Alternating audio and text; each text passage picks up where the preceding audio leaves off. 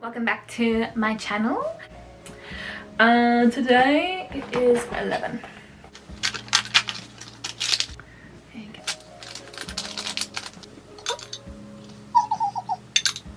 I want to talk to you today about Robert Greene. Just thought, oh look, it's all over TikTok. Like, why is this book banned in prison?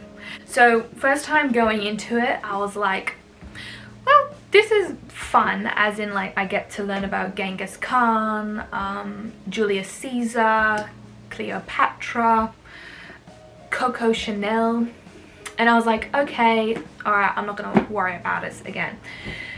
And then I read The Law of Human Nature. When I was going through a weird time in my life, I was like, why is XYZ, you know, happening to me? I don't understand. And then I read it, and then it snowballed effect into all the other books that John Green had. So today I'm just gonna rate them on my favorites, like which ones you should read and which one is my least favorite. So my least favorite would have to be the 33 Strategies of War. Things I found interesting about the book is it talks about how war is actually done. It only applies to you if you have power. So in that book, it talks more so about like, it doesn't matter if the other person has an army. It only matters if you can get to the leader or general, because wherever the head goes, the body will follow. So the body is the army and the head is the leader. Or betrayal never really comes from your enemy. It usually comes from your friends, because those are the people who are closest to you. Those are the people who mostly influences you. And if you have more power, people will want to, you know, break you down. So it's always like a power game. So if you're just an everyday person who likes, you know, war for just historical side of it, I recommend that book.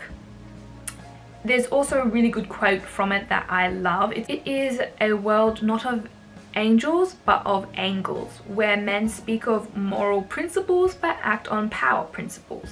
A world where we are always moral and our enemies always immoral. That was my like review of the 33 Strategies of War by Robert Greene. The next one that I want to talk about is Mastery. I really enjoyed Mastery. It's more so gets you in the mindset of how you create like a product, or instead of looking at people who are like athletes or billionaires and stuff, you got to think of them of like, oh, these are people who came like very small and they developed over time, and no one got anywhere in life by themselves. They always had help along the way. I found that very interesting. And my favorite part of the book is towards the end, where he was talking about people who focus on one thing for a long period of time and don't buy into technology, movies, social media, paid drama.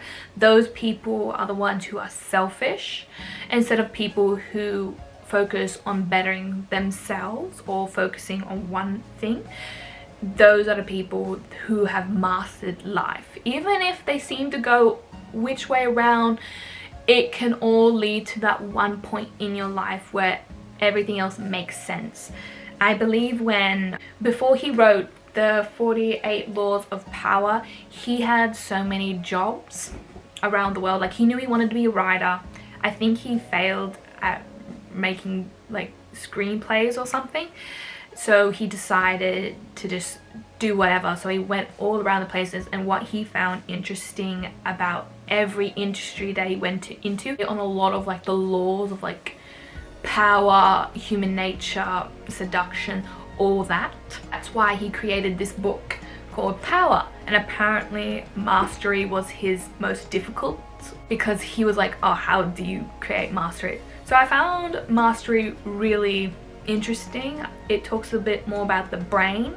The next one that I want to talk about is the 48 Laws of Power. I like it for the historical aspect of it. People say like, oh, this book is manipulative. No, this book is to teach other people that they may say like, oh, I don't want power. It's a lie because everyone wants power, or at the very least they don't want to be less powerful than the person next to them. So this book is more so you can use it as a weapon, or you can use it as a defense tool from other people trying to manipulate you. So this book is more so like, oh, you may not be in the most powerful person in the world, but this book will show you the signs of what's happening and give you like a defense. So I really like that, like, power for that reason. 50 Cent, he really liked Power, but even he himself said he doesn't remember anything from Power, only other than the first one, which was like, don't surpass the master.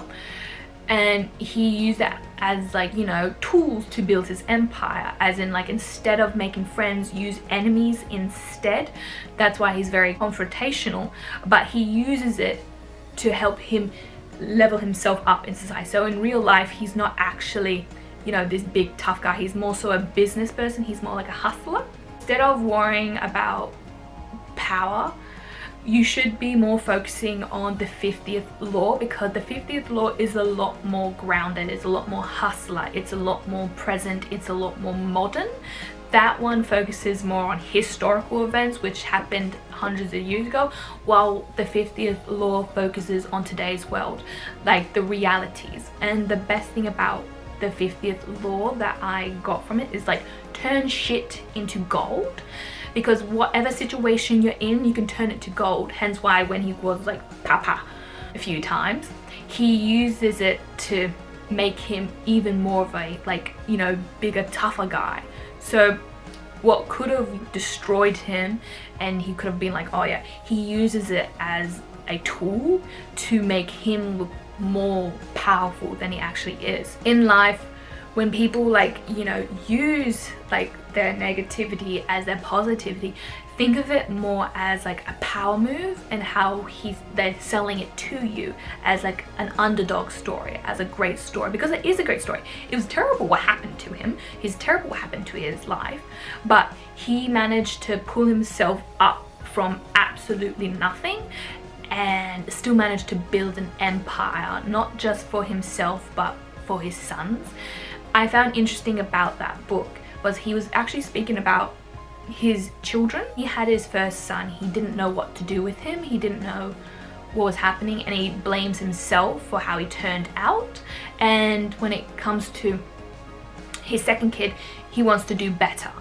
So in that book I recommend make yourself better first before having children, because that's one of his regrets in life, because now he's like better prepared and he blames himself. It's actually kind of sad, but you know what, sometimes in life you gotta do what he does, like turn shit into gold. So I recommend that. Now the next one I want to talk about is The Law of Human Nature.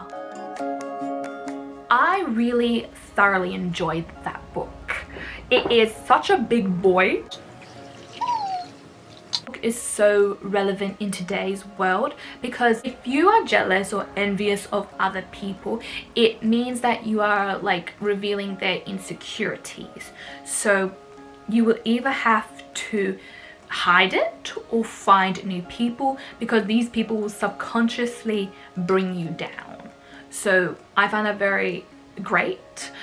The thing that I absolutely love about that book, because I didn't realize until later, was micro expressions. Micro expressions is when you have to look at their eyes and you can tell for a split second if that person is, you know, genuinely happy for you. There's a lot more that goes into human nature because it's so big, it's so well done.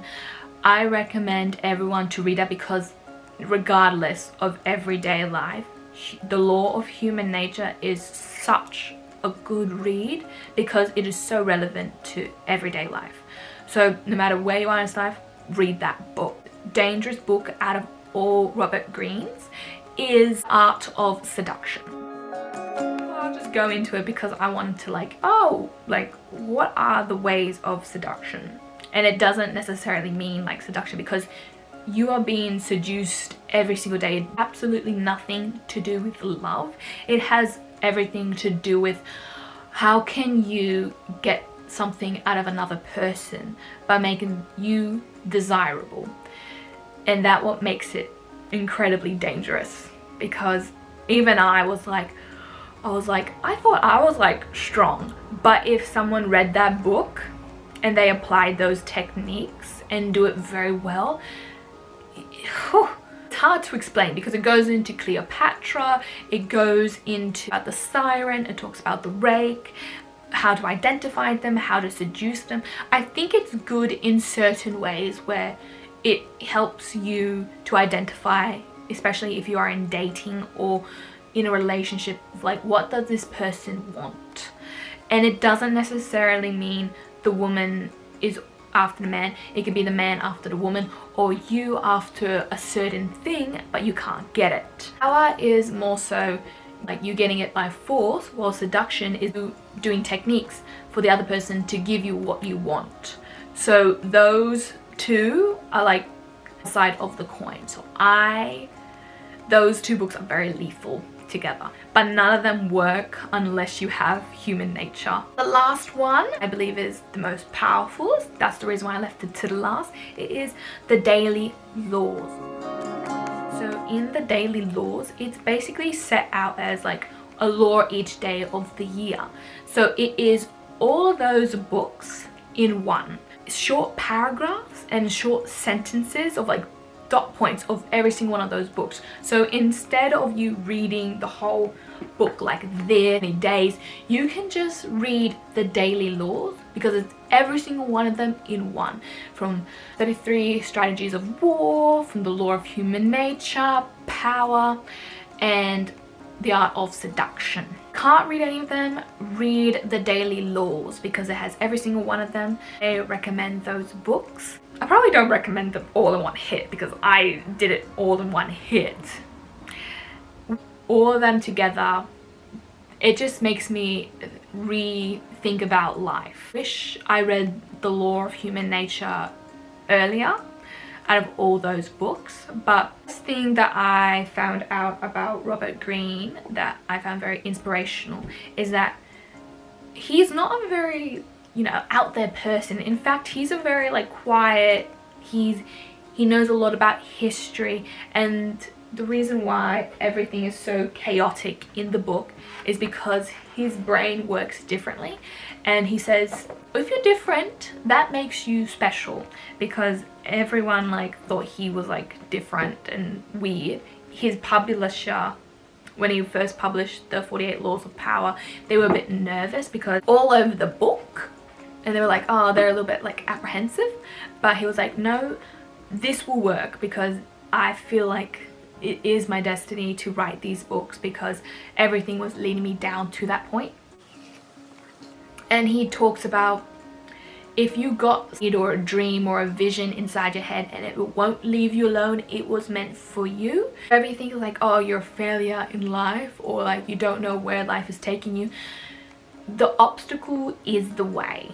Go on the journey, don't hurt anyone, learn what you need to learn, because when you do, it's going to be massive. So that is the key, get away from that. So I recommend it. So thank you for watching, and enjoy those book recommendations.